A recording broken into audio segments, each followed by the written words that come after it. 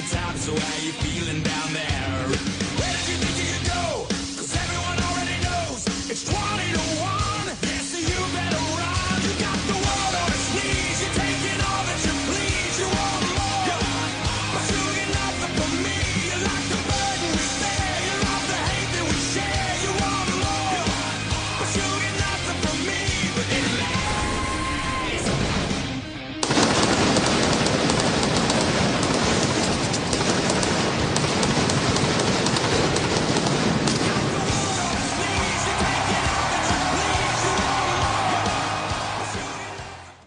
What up? It's your boy Team Reaction. Today is Wrestling Reaction. You want to kick things off from Pllana videos, and this is called Why Fans Stop Watching WWE. Yeah, a lot of folks has been saying they've been turned off of WWE for a good minute though, and it's sad it's getting like that again because we've been through this before in the the 2010s, all that, and we can go further back to the new generation era. We've kind of been through that, not as badly, but. So anyway, I guess now people get more access to watch highlights. They rather watch the highlights than the actual show. So let's see why for Pllana, why is it like that? Let's get it. In 2021, I made this video because Vince McMahon was so washed that he was pushing fans away, then Triple H took over in 2022, and the product felt alive again, and for the first time in years, old fans were actually coming back, and I made this video explaining why fans started watching again. But now the WWE is on the decline, and today we're gonna look at 10 reasons why fans stopped watching again, starting with John Cena leaving WWE was always going to cost them viewers. A lot of longtime fans came back specifically for his retirement tour, and once that was over, they were gone. But the bigger problem are the fans who stopped watching because of how badly WWE booked it. Imagine you've been a fan for decades, your favorite wrestler of all time is back for one final year, and what you get is the worst retirement tour ever. It wasn't about one bad match, it was an entire year of disappointment. Triple H and WWE ruined it. We spent years consuming the product, spent hard-earned money on this company only to watch a legend's legacy get completely tarnished. They couldn't even get his final match right. They had John Cena tap out for heat that only lasted a couple of weeks. For a lot of fans, that was the final nail on the coffin. They don't trust Triple H anymore, and they're done with WWE, and honestly, I don't blame them at all. We were supposed to team up with one other person. It was supposed to be a 3-on-3. Okay. And the day that it was supposed to be announced, he didn't show up.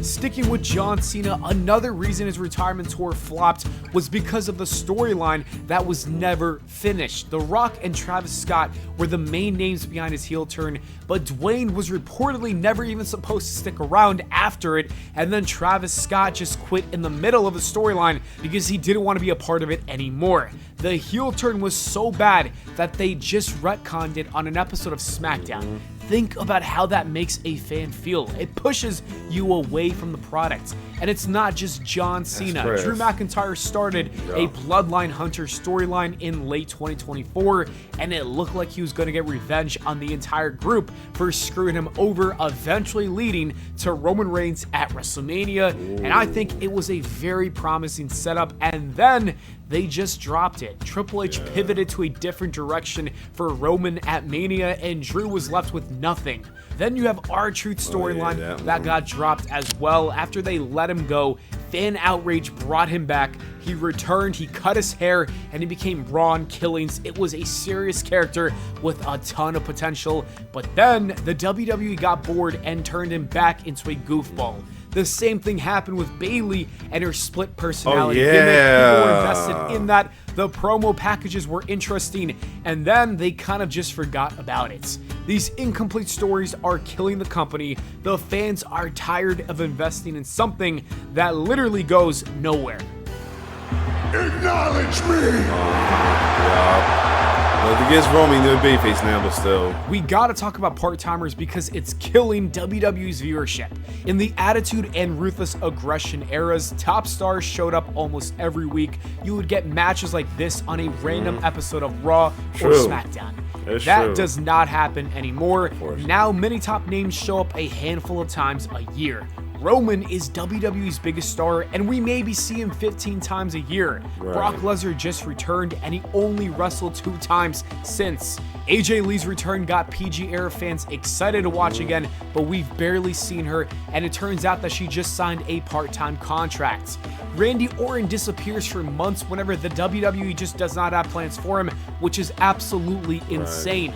Even main event stars like Gunther, Cody Rhodes, and CM Punk only wrestle once a month, twice if we're lucky. These are the wrestlers that should be the main focus of the show, and fans aren't going to tune in every week just to watch the top stars talk. They need to wrestle. I grew up in an era where you had an 80-year-old Ric Flair who was wrestling weekly. Shawn Michaels was putting on bangers a few times a month, and John Cena was destroying everyone in his path. That is how the WWE should be. Until they get back to that, I don't expect fans to return.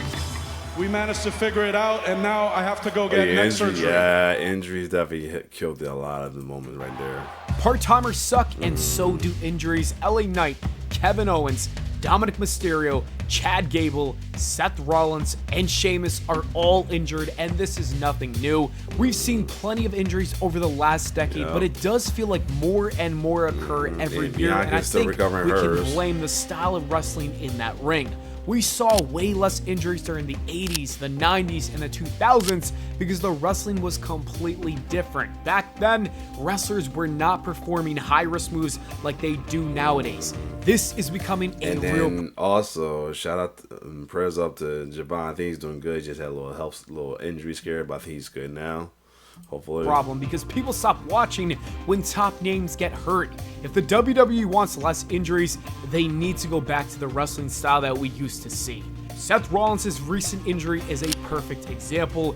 That match was excellent, and I won't lie, that spot was incredible and insane, but it was not needed. The match was great with or without it, and more legends are even telling the other guys to protect themselves, like The Undertaker when he told Logan Paul he shouldn't do moves like this ever again. Here comes now the wrestling. The wrestling in WWE looks fake, and it's one of the biggest reasons why fans are not watching the product anymore. I'm not going to sit here and pretend like it always looked real in the past, because there were plenty of moments where you could tell that they were clearly working together, but nowadays it feels like everyone is just trying to get their spots in. That old school style where it felt like a real struggle is gone. They do not sell like they used to. In the past, a wrestler would take a suplex and they would sell it for a couple of minutes. Now you see these guys get up in seconds and move on to the next move. You can tell matches are choreographed. Guys are literally standing there waiting for their opponents to jump on them. Some of them can't even throw a proper punch anymore. Oh, shoot. People are also breaking character in the middle of the matches, and finishers are completely dead. It takes 4 or 5 of them just to end. A lot of people was talking about that too, about how, like, you know, a match. It's taking like multiple finishers to finish somebody and everything. The state of wrestling in that squared circle is not good right now. It's not healthy at all. Bret Hart complains about it. The Undertaker is starting to talk about it. Stone Cold has been vocal about it. Maven even said that the current product is unwatchable. And Jim Cornette, he's been literally saying this for years now. Wrestling needs to look real again, or people are not going to want to keep watching. And that is just a fact. But I also know the one thing that you lack is a personality. Professional wrestling is essentially 50% wrestling and 50% storytelling, and as I just mentioned, they were taught to wrestle the wrong way. But an even bigger problem is a lot of them don't have the storytelling ability either. That includes promos, character work, and charisma. All of those things are crucial to attract viewers, and when you look at the current roster, how many of these guys can actually cut a great promo? How many of them have a character that feels real and not just something that creative handed them? The answer is not many. Back in the day, you had Stone Cold Steve Austin, The Rock, Triple H, The Undertaker, Mick Foley, Kane.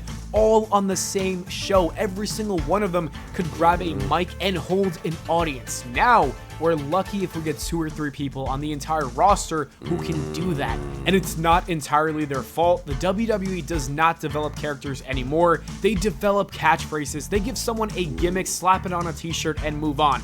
There's no depth or layers. You really have no reason to care about these people beyond what they do in that ring.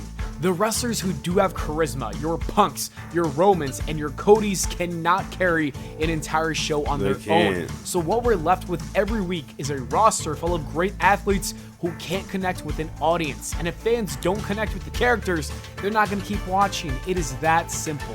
Yeah, so before we get into glad they include Cody and the people that's trying to hold it down, despite how people be downplaying it. Oh yeah, and the new seasons came out too. I got to check it out, but still, like I said, this is a gift and a curse. I like it, but at the same time, I understand why people don't like it. anything deeper than that, let's talk about gorilla position. The WWE Unreal Series did a lot more damage than we could ever imagine. I was against it before it came out, and I hated it even more after actually watching some clips online. The beauty of wrestling is that fine line between fiction and reality. We understand that it's predetermined. It's 2026. Everyone knows that wrestling is not real, but there were moments and there were matches and some feuds that just felt real. It made you believe that some of these guys might actually hate each other. That was the last piece of kayfabe, and kayfabe is the most important piece of this puzzle. The WWE took what was left of it and killed it. We found out that rivals like Seth Rollins and CM Punk were actually friendly. Right. We got an exclusive look at the writing staff literally coming up with ideas on camera, and I would say that everything that made wrestling special died the minute that they released it. To give you an example, I have a friend named Kyle, and he told me he can't even watch anymore because of how fake it all feels after watching Unreal. This is a casual fan who lost any interest in the product because he now knows that everything about it is fake and not real. We're going to see more fans step away as Damn, that's sad right there. They feel like that way. WWE keeps producing more seasons of Unreal, and it's a shame that Triple H agreed to do this because it honestly feels like Hunter just wants to show off that he's the mastermind behind everything. His ego just could not keep this one thing sacred. It's all about the money. Yup. Picture this, you watch WWE, you just got back into it a few years ago, and WrestleMania is in your hometown. You want to see CM Punk, you want to see Roman and your other favorite guys, so you go out to buy a ticket, and you see that it's a couple $1,000s for a terrible seat, so you skip out on it. Then a few months later, there's an episode of Raw near you, but that's another $700 for a TV taping. It gets insulting after a while. You dedicate all this time and energy into a product that just does not care about you. It cares about your wallet instead. Yeah, it's crazy that it's a lot of the prices is going up with these too though. It's crazy though. WWE raising ticket prices is not just annoying, it's pure corporate greed, and it's pricing out the exact fans who made this company what it is today. The families, the lifelong viewers, and the people who grew up on this stuff simply cannot afford to go anymore. Pllana even admitted that she can't get tickets for free, regardless of the fact that she has a Legends contract and her husband works for the company. She said that sucks right there. Now that totally sucks. They can't even do that. Like, come on, yo. That's not gonna hurt anybody if you give her a free ticket or at least a discount. That sucks right there. That totally sucks. Rusev has to pay $5,000 just to put her in a Oh box. my god, that that's sucks. how they treat their own talent. Imagine how they see the rest of us. Back in the day, wrestling was for everyone. You could take your kids to a house show without draining your savings account, but now it's a luxury. The WWE wants those premium prices, but they're not delivering a premium product. You're paying more to watch part-timers cut promos and a lot of matches to just end in DQs, and that is not cool. TKO and WWE have made it clear where their priorities are, and it's not with the fans who stuck around through the bad years. Instead, it's with whoever's willing to pay the most. You're watching on TV. I'm the celebrity. This one isn't entirely WWE's fault, but it's still killing their viewership. Social media has changed how people consume content, and wrestling. It's facts. Yeah. It's always said social media has been a gift, the curse of wrestling. Yes, it's good. The gift because you get to find other wrestling fan. The curse is you run into wrestling fans that you wish you never met, or be around, or admit that you like wrestling around. Because it's a lot of toxic fans online as well too. Not to mention the whole thing between the face and the heel situation where supposedly you're supposed to root for the faces and boo the heel, but you got folks who are vice versa, and then you got folks who give you a hard time for not rooting for the heels as well too. That's even worse. Like you're trying to be a traditionalist, but you got folks giving you a hard time for being a traditionalist. Like putting you in a conflicted dilemma because you're not rooting for the heel. Like it's bad enough rooting for the heel is not a good look anywhere. And I mean, people are going to think you're a villain lover and stuff like that, and we'll call it and this low key hell is and it's hellish. But then they'll call somebody villainize somebody, call them heelish for not doing it, or because they are being one sided and everything. Because trust me, the shit I deal with is ridiculous too. Like it make you question you want to still be a fan or not. Like, or you want to get rid of the alignment system, but then folks like say, "Oh, you don't even really care about the alignment and all that shit," or it's needed. Why get rid of something that's needed? Like, if fans is like for me, if fans don't care about the alignment system, why I still have it? That's all I'm gonna say. But that's another story. But other than that, yeah. Social media is definitely the gift and curse gift because you meet a lot of wrestling fans as well as a lot of wrestlers get access to the social media and you kind of interact with them in that way if you can't do a meet and greet. But at the same time, it's a curse because it's toxic. Sometimes people are toxic to the wrestlers, and sometimes the wrestler stuff can be a little toxic. Anyway, let's keep going. Isn't immune to it either. TikTok destroyed our attention spans. People don't want to sit through a 3-hour episode. Oh, yes, the other thing too, because of that, like YouTube and TikTok, people can watch highlights now. Sort of raw and real, and and they want IG. the highlights, and they want that 60-second clip on Instagram or the Reddit post that summarizes everything. Why would someone dedicate an entire night to watching WWE when they can just scroll through their feed the next morning and catch everything that matters? And it doesn't help that, with the shows coming on earlier, especially like if it's SmackDown come on earlier, or it's taped earlier because of where they add everything. Then some of these posts like 434 on Facebook will post this shit early as well too. So yeah, that doesn't help either. So yeah. And I would even argue that WWE plays right into it. They upload every big moment to YouTube within hours. They post clips on Twitter, Instagram, TikTok, and everywhere else. So now the fans are trained to just wait for the content to come out to them. There's no urgency to watch live. There's no fear of missing out because you won't miss anything. And this is a problem across all television, not just wrestling. Nobody really watches anything live anymore unless I meant though, I barely watch. I watch NBA games much again, but then time mostly I watch highlights and I do the same thing, my reaction to dunks and everything too. But yeah, it's sports with unpredictable outcomes, and even then, the younger viewers should check the score on their phone. The thing is, WWE used to feel like must-see television. You had to be there on Monday night, or you'd be lost in the conversation the next day at school or work. But now you can just catch up in 5 minutes on your lunch break. The product hasn't just lost viewers to other shows, it's lost them to the way that people consume media now. And that is not changing anytime soon, unfortunately. A fan came up Growing and said, up. "Oh my God, Randy Orton. I remember watching you when I was a kid," and then that was it. that is the true number one pick right there. Growing up, like I said, with everything, folks growing up, they have a different perspective of wrestling now. Now you got adults who relate to the heel more, or adults that looking at it and it's like it's not the wrestling they grew up on, or or they're getting lost on who's who and these new faces of all too. So yeah. I was like, "Oh, I'm officially old." This last one is the hardest one to talk about because there's no real solution. People grow up, life gets in the way, and eventually fans just stop watching. It happens to everyone. You're a kid and wrestling is your whole world. Then you become a teenager and it's still kind of cool, but then college hits, or you get a job, or you start a family. It's fast because while I was in college, I didn't the ruthless aggression era I watched much, and then the college era it was time I had to catch up as well too though, and then watch it fully though as well too, because college life.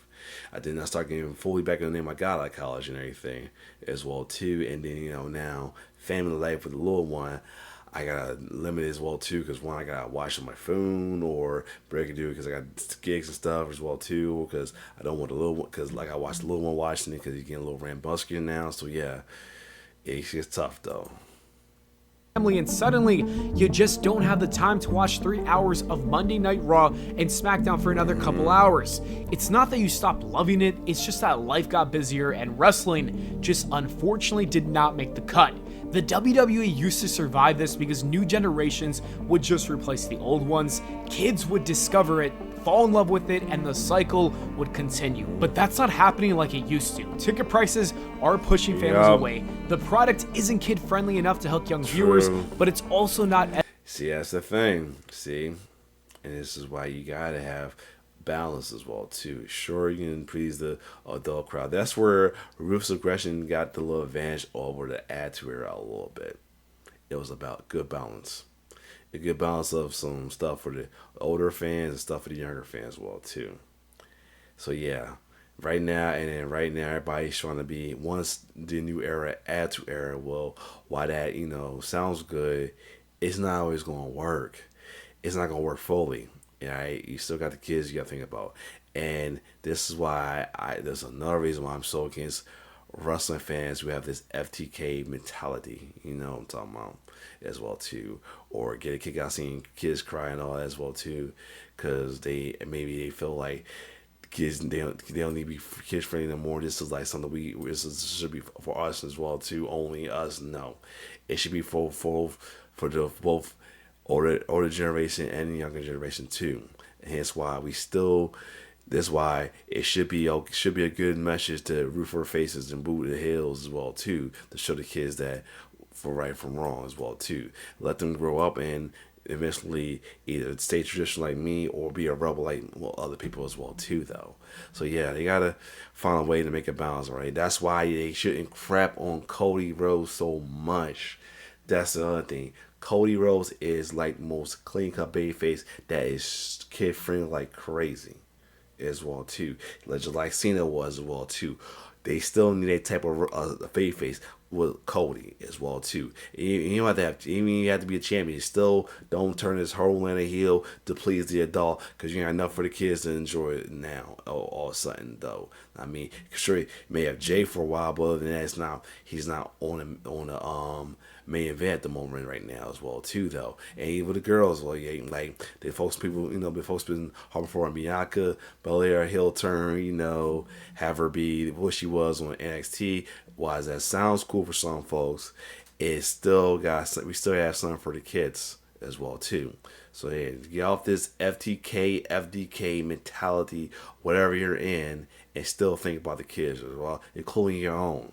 So yeah.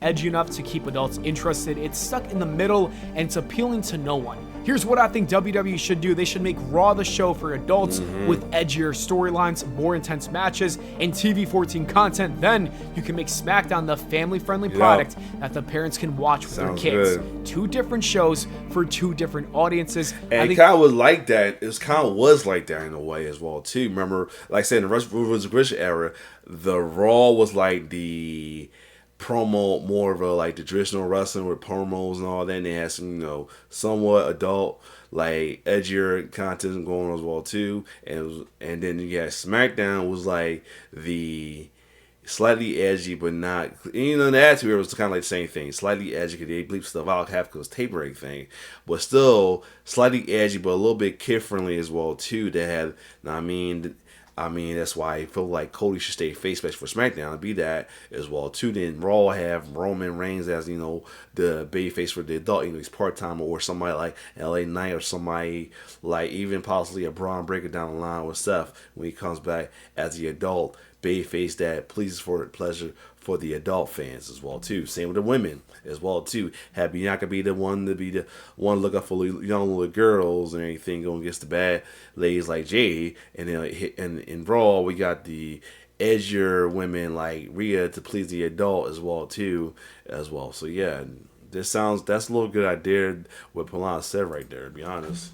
think that's how you keep more people watching, but even then, this is just life. If your product isn't red hot, people are going to prioritize other things, and right now, the WWE is not red hot, it's lukewarm, and lukewarm doesn't survive when life gets busy.